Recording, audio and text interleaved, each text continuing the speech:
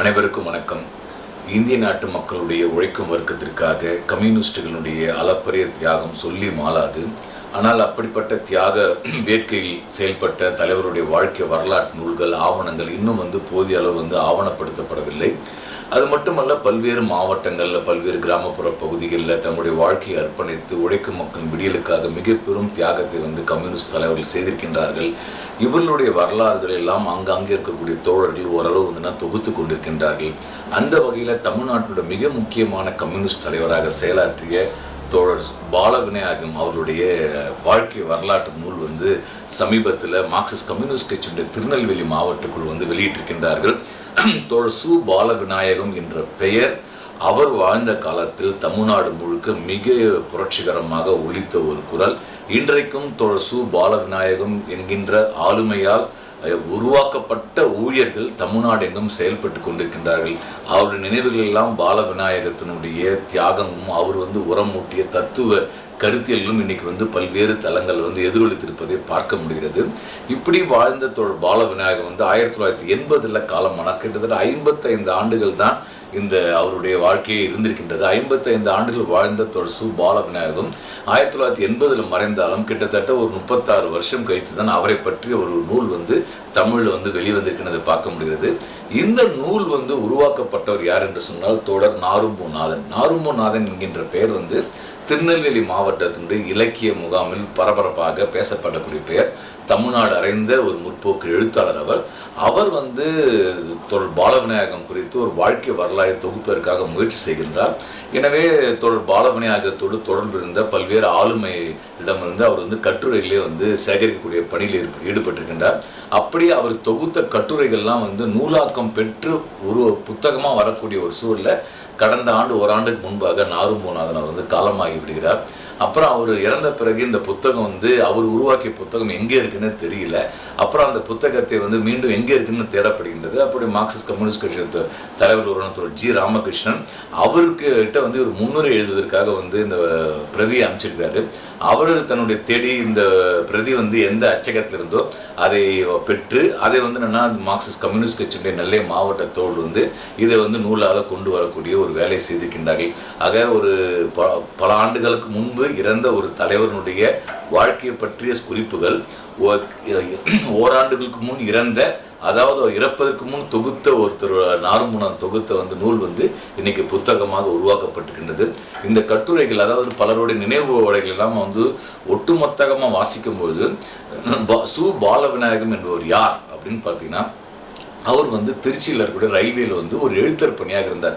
1950 காலகட்டத்தில் ரயில்வே டிபார்ட்மெண்ட்டில் ஒரு எழுத்தராக பணியாற்றணும்னு சொன்னால் அது எந்த அளவுக்கு ஒரு முக்கிய துறையாக இருக்கும். ஆனால் அதே காலகட்டத்தில் அவர் கம்யூனிஸ்டாகவும் இருக்கின்றார்.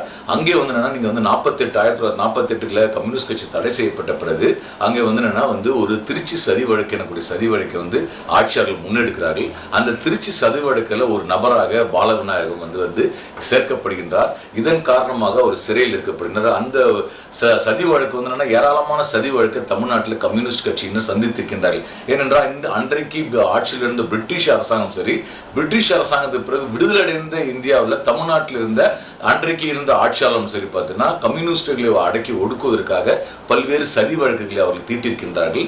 அந்த சதி வழக்கில் ஒன்றுனால் திருச்சி சதி வழக்கு.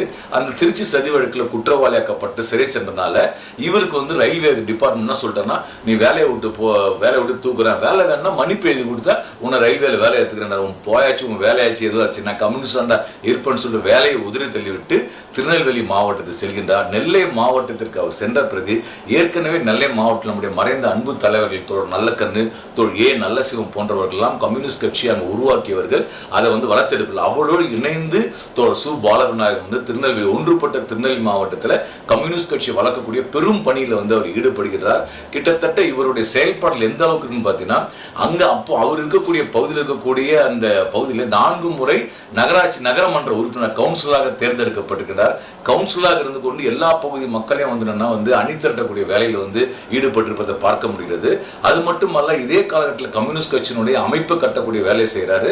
இவர் மிகப்பெரிய ஆங்கில புலமை கொண்டவர். ஆங்கில புலமை மட்டுமல்ல, எழுதுவது, வாசிப்பது, உரையாடுவது, மற்றவர்களுக்கு வந்து என்னன்னா கருத்து பிரச்சாரம் செய்யக்கூடிய ஒரு தத்துவ வகுப்பெடுப்பதில் மிக நேர்த்தியான ஒரு தோழராக, தலைவராக பாலவிநாயகம் இருந்தாங்கன்னா ஏராளமான இளைஞர்களே, மாணவர்களை வந்து பார்த்தீங்கன்னா ஆதர்சிக்கக்கூடிய ஒரு தலைவராக சு பாலவிநாயகம் இருப்பதை இந்த நூலில் இருக்கக்கூடிய பலரது அனுபவங்களை படிக்கும்போது நம்மால் உணர முடிகிறது.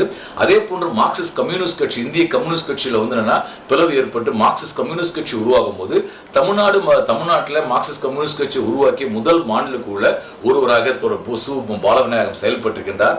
மார்க்சிஸ்ட் கட்சி உருவான பிறகு அந்த ஒன்றுபட்ட நெல்லை மாவட்டத்தில் மார்க்சிஸ்ட் கம்யூனிஸ்ட் கட்சி வளர்த்தெடுப்பதில், தொழிலாளர்களை அணிதிரட்டுவதில், விவசாயிகளுக்கான உரிமை போராட்டம் நடத்துவதில், அதே போன்று படித்த ஒரு மிடில் கிளாஸ் சொல்லக்கூடிய நடுத்தர வர்க்க பகுதியினரை அவர்களை வந்து இடதுசாரி அரசியல் பின்னால் கொண்டு வருவதில் எப்படியெல்லாம் அவர் செயல்படுறது என்பதை பார்க்கும்போது மிகப்பெரிய வியப்புக்குள்ளாகின்றது. அது மட்டும் ஒரு மார்க்சிஸ்ட் கம்யூனிஸ்ட் கட்சியினுடைய ஒரு கம்யூனிஸ்ட் கட்சி மாவட்ட செயலாளர்னா எப்படி இருக்க வேண்டும், ஒரு உதாரணத்தை நாம் பெற வேண்டும் என்றால் சு பாலவிநாயகத்தினுடைய அந்த வாழ்வியல் அனுபவங்களும் நம்மால் வந்து புரிந்து கொள்ள முடிகிறது.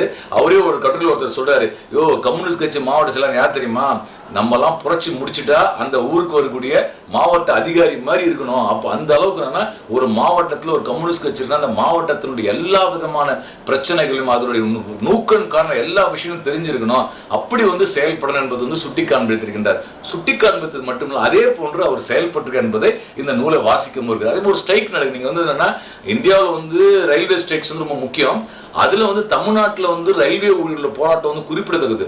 சிங்காரவேலர் தலைமையில் ரயில்வே போராட்டம் நடந்தது. 52 இங்க திருச்சியில் நடந்த ஒரு ரயில்வே போராட்டம், அதே மாதிரி 70 நடந்த ரயில்வே போராட்டம். இதெல்லாம் பார்த்தீங்கன்னா ரயில்வே தொழிலாளருடைய பங்கு வந்து மிக முக்கியமான பங்கு சேர்ந்திருக்கு.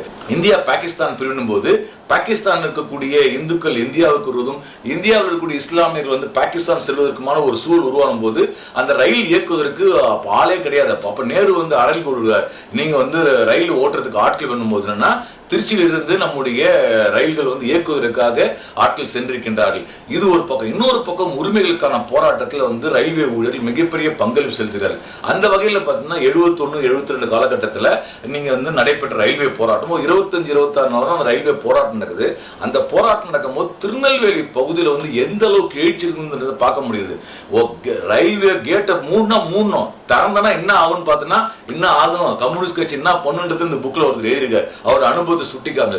அப்படி வீரியமிக்க வகையில் வந்து போராட்டங்களை வந்து என்னன்னா ரயில்வே தொழிலாளருடைய அந்த போராட்டத்தை அவர் நடத்தின விஷயங்களை பார்க்கும்போது இன்றைக்கு இந்தியாவில் அப்படிப்பட்ட போராட்டங்கள் நடத்துவதற்கான உத்வேகத்தை இந்த நூல் வாசிப்பு உருவாக்குகிறது. அதே மாதிரி இந்தியாவில் நெருக்கடி கால நிலை அறிவிக்கப்படுகிறது. காங்கிரஸ் கட்சி அறிவிக்கப்படும் போது அறிவிக்கப்படுவதற்கு முன்பாக அதை நோக்கி இந்தியா போகின்றத கம்யூனிஸ்ட் தலைவர்கள் திருநெல்வேலியில் பேசியிருக்காரு. அந்த பேச்சு இங்க பதிவு செய்யப்படுது. ஏன்னு சொன்னா விடுதலை அடைந்த இந்தியாவில் வந்து ஏழை விவசாயிகளுக்கோ நடுத்தர விவசாயிகளுக்கோ தொழிலாளருக்கோ எந்த விதமான புண்ணியமும் நடக்கலைங்க.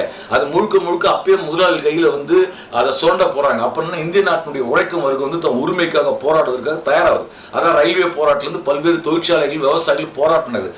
எனவே இந்த போராட்டத்தை ஒடுக்குவதற்காக இந்திய ஆளுநர்கள் நெருக்கடிகளையே அமுல்படுத்துவார்கள் என வந்து நெல்லையிலிருந்து கம்யூனிஸ்ட் கட்சி தலைவர் பேசுறார். அவர் சொல்லி முடிச்ச சில மாதங்கள் பார்த்தீங்கன்னா அவசர நிலை பிரகடனம் வருது. அந்த அவசர நிலை பிரகடனம் அறிவிக்கப்பட்டவுடன் நெல்லை மாவட்டத்தில் கம்யூனிஸ்ட் கட்சி எப்படி எதிர்கொண்டார்கள், சு பாலவிநாயகம் தலைமையில் எப்படி கம்யூனிஸ்ட்கள் நெருக்கடி நிலையுடைய அடக்குமுறை எதிர்கொண்டார் என்பதை மிக உயிரோட்டமாக இதில் வந்து பல்வேறு கட்டுரை பார்க்க முடிகிறது. அப்படி வந்து அவருடைய செயல்பாடு ஒட்டுமொத்தமாக பார்க்கும்போது ஒரு மார்க்சிஸ்ட் கம்யூனிஸ்ட் கட்சியினுடைய தத்துவ தளபதியாக இருந்து கம்யூனிஸ்ட் கட்சியை கட்டமைக்கக்கூடிய ஒரு ஆர்கனைசராக சு பாலவிநாயகம் என்ற மனிதனுடைய செயல்பாடு இன்றைக்கு தமிழ்நாட்டில் மார்க்சிஸ்ட் கம்யூனிஸ்ட் கட்சி நிலைநிறுத்தல மிக முக்கிய பங்கு வகிக்கும் என்பதை இந்த நூலில் இருக்க கட்டுரைகளை வாசிக்கும் போது உணர முடிகிறது. உண்மையிலே தோழர்களே, இப்படிப்பட்ட தலைவருடைய வாழ்க்கை வரலாறு வந்து சில நபர்களுடைய நினைவுகள் இருக்கின்றது. ஆனால் அந்த நினைவலைகள் எல்லாம் ஒரு தொகுத்து அதை வந்து ஒரு உருவம் கொடுப்பது என்பது ரொம்ப மிக முக்கியமானது. அவருடைய பிள்ளைகள் பார்த்தீங்கன்னா வந்து அவர்கள் பிள்ளைகள் மீது அவர்கள் பிள்ளைகள் கல்லூரியில் படிக்கும் போது அவர்கள் வந்து மாணவர் சங்க ஊழியராக செயல்படும் போது அங்கே வந்து கல்லூரி நிர்வாகம் நடவடிக்கை எடுக்கும் போது என் பிள்ளை வந்து சரியான முறையில் செயல்படுகிறார்கள், உரிமைக்காக போறது என்ன தப்பு என்று கேள்வி எழுப்பிய தந்தையாக அவர் செயல்பட்டதை பார்க்க முடிகிறது. அது மட்டும் தோழர்களின் தோழனாக இருக்கின்றார். எல்லாவற்றுக்கும் மேல தோழர் சு பாலவிநாயகத்தினுடைய அந்த அறிவு பரப்பு இருக்கு பாருங்களேன். தமிழ்ல முதல் முறையாக மூலதனத்துல மொழிபெயர்க்கக்கூடிய வேலையில ஈடுபட்டிருக்கார் பாலவிநாயகம் தோழர். ஆனா என்னன்னா அந்த மொழிபெயர்த்து எல்லாம் ஒரு நோட்டில் எழுதி வச்சிருக்காரு. அது எங்க இருக்குன்னு தெரியல. ஆனா அச்சாகவே வரல. அப்பவே அந்த காலகட்டத்திலே சு பாலவிநாயகம் மார்க்ஸுடைய நூலை வந்து மூலதனத்தை மொழிபெயர்த்திருக்கின்றார். ஆனால் புத்தகமாக வரல. லெனின் அவர்கள் நூல்களை வந்து புத்தகமாக மொழியாக்கம் செய்திருக்கின்றார். ஏராளமான நூல்கள் எழுதியிருக்கின்றார். இவர் எந்த அளவுக்கு ஐடியாலஜிக்கல இன்ஸ்பயர் பண்ணக்கூடிய ஆளாக இருந்தாருன்னா, அவரை சுற்றி வரக்கூடிய மாணவர்கள் எல்லாம் ஈர்த்து அவர்களை கம்யூனிஸ்ட் கட்சியினுடைய ஊழியர்களாக மாற்றக்கூடிய அளவுக்கு ஒரு ஐடியாலஜிக்கலா வந்து இன்ஸ்பயர் பண்ணக்கூடிய ஒரு நபராக இருந்தார். அதே போன்ற ஆட்சியாளர்களையும் அதிகார வர்க்கத்தை எதிர்த்து எப்படி வந்து உறுதியாக செயல்படக்கூடிய கம்யூனிஸ்டாக செயல்பட்டு என்பதை இந்த குறிப்பில் இருக்கக்கூடிய பலர் வந்து எழுதியிருக்கின்றார்கள். உண்மையிலேயே தமிழ்நாட்டில் குறிப்பாக ஒன்றுபட்ட நெல்லை மாவட்டத்தில் கம்யூனிஸ்ட் கட்சிக்கு அடித்தளமிட்ட ஒரு மாபெரும் தலைவனுடைய தத்துவாசானுடைய வாழ்க்கை வரலாற்றை இன்றைக்கு நூலாக வெளியிட்டிருக்கின்றார்கள். கம்யூனிஸ்ட் கட்சியை சார்ந்தவர்களும் கம்யூனிஸ்ட் கட்சி குறித்து தெரிந்து கொள்ள விழைபவர்களும் அவசியம் வாசிக்க வேண்டிய நூல். நண்பர்கள் அவசியம் வாசிக்குமாறு அன்போடு கேட்டுக்கொள்கிறேன்.